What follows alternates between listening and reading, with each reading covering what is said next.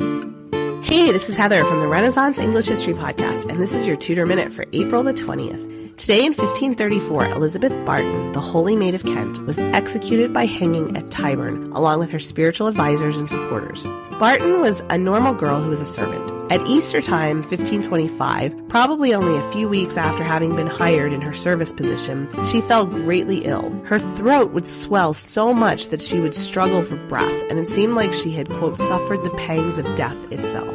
Everyone was afraid that the swelling would keep her from being able to breathe. Other times her illness seemed subdued. It seemed to come and go in waves. She was moved from the servants' attics into one of the children's rooms because the baby was also ill, so it was easier to nurse them together.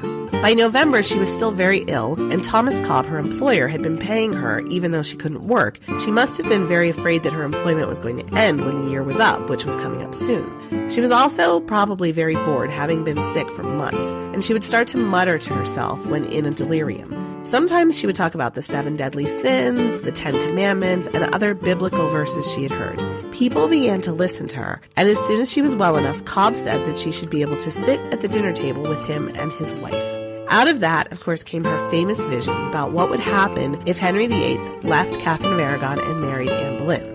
She became a political force, a rallying point for those against the marriage to Anne, meeting such luminaries as Thomas Cromwell, Thomas Cranmer, and Thomas More, among others.